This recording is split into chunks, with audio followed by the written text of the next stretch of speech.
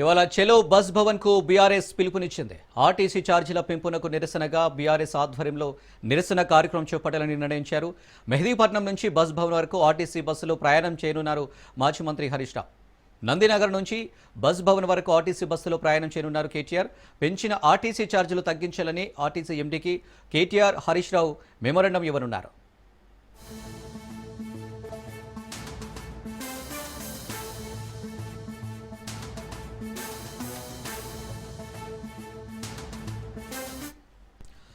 ఇవాళ చెలో బస్ భవన్ కు బీఆర్ఎస్ పిలుపునిచ్చింది. ఆర్టీసీ ఛార్జీల పెంపునకు నిరసనగా బీఆర్ఎస్ ఆధ్వర్యంలో నిరసన కార్యక్రమం చేపట్టాలని నిర్ణయించారు. మెహదీపట్నం నుంచి బస్ భవన్ వరకు ఆర్టీసీ బస్సులో ప్రయాణం చేయనున్నారు మాజీ మంత్రి హరీష్ రావు. నందినగర్ నుంచి బస్ భవన్ వరకు ఆర్టీసీ బస్సులో ప్రయాణం చేయనున్నారు కేటీఆర్. పెంచిన ఆర్టీసీ ఛార్జీలు తగ్గించాలని ఆర్టీసీ ఎండీకి కేటీఆర్, హరీష్ రావు మెమోరాండం ఇవ్వనున్నారు. ఇక దీనికి సంబంధించి మరిన్ని డీటెయిల్స్ మా ప్రతినిధి సైదులు అందిస్తారు. సైదులు.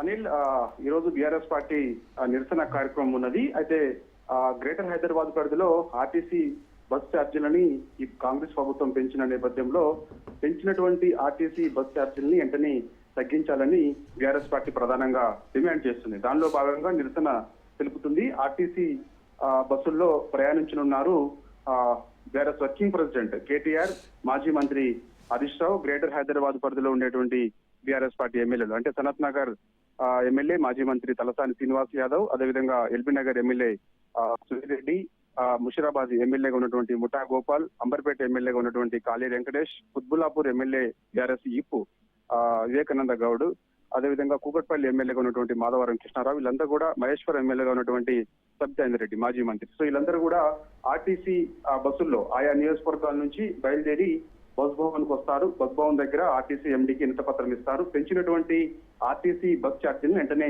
తగ్గించాలని ఈ యొక్క మెమరాండం ఇవ్వబోతున్నారు బీఆర్ఎస్ పార్టీకి చెందినటువంటి ఎమ్మెల్యేలు. అయితే ఉదయం 8:45 మెహదీపట్నం బస్ స్టాప్ నుంచి మాజీ మంత్రి హరీష్ రావు ఆర్టీసీ బస్సులో ఆర్టీసీ భవన్ కి వెళ్తారు. వెళ్ళిన తర్వాత అక్కడ ఆర్టీసీ ఎండీని కలుస్తారు, వినతి పత్రం ఇస్తారు.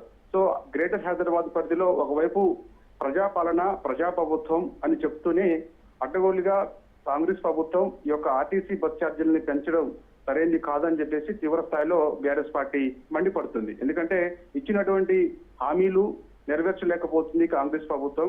ఇవాళ కాంగ్రెస్ పార్టీ రాష్ట్రంలో అధికారంలోకి వచ్చి 20 నెలలు కావస్తుంది. సో ఒకవైపు రైతులు అనేక ఇబ్బందులు పడుతున్నారు. గ్రేటర్ హైదరాబాద్ పరిధిలో చినుకు పడితే చిత్తడైపోతుంది. సో భారీ వర్షాలకు ఇప్పటికే గ్రేటర్ హైదరాబాద్ ప్రజలందరూ కూడా ఇబ్బందులు పడుతున్నారు. ఒకవైపు పూర్తిగా రోడ్లు దెబ్బతిన్నాయి. సో దుమ్ముదిల్లుతో అనేక ఇబ్బందులు పడుతున్నారు. గంటల తరబడి ట్రాఫిక్ సమస్య ఎక్కువైపోయింది. సో రోడ్లపైన వాహనాలు నిలిచిపోయే పరిస్థితి వచ్చింది. వర్షం వస్తే దాదాపుగా 3 నుంచి 4 గంటల సమయం పడుతుంది ఒక 2 కిలోమీటర్ల వ్యవధిలోనే ఆఫీస్కి వెళ్ళాలంటే. సో ఇలాంటి సిచ్యువేషన్ లో ఒకవైపు మెట్రో ఛార్జీలు ఒకవైపు విపరీతంగా పెరిగాయి. మెట్రో సౌకర్యం లేని వాళ్ళందరూ కూడా ఆర్టీసీ బస్సులలోనే యొక్క ఆఫీస్ కి వెళ్తూ ఉంటారు. సో ఇలాంటి సమయంలో ప్రజలకు ఉపశమనం లభించేలా ఏమైనా నిర్ణయాలు ఉండాలి. కానీ సో ఆర్టీసీ బస్ ఛార్జీలని ఇష్టానుసారంగా కాంగ్రెస్ ప్రభుత్వం పెంచడాన్ని మేము తీవ్రంగా వ్యతిరేకిస్తున్నామని చెప్పేసి బీఆర్ఎస్ పార్టీ చెప్తూ వస్తుంది. దానిలో భాగంగానే పెద్ద ఎత్తున ఆందోళన చేపట్టబోతున్నామని చెప్పేసి కూడా బీఆర్ఎస్ పార్టీ చెబుతుంది.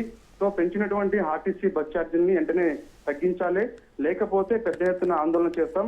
ఈ రోజు ఆర్టీసీ బస్సుల్లో ప్రయాణించి నిరసన తెలుపుతాం. ఆర్టీసీ ఎండీకి వినతి పత్రం ఇస్తాం.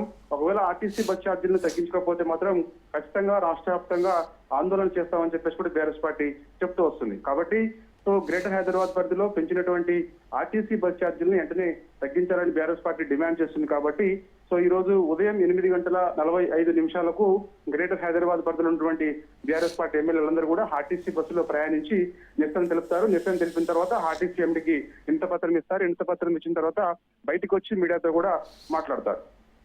Right Saidulu, thank you.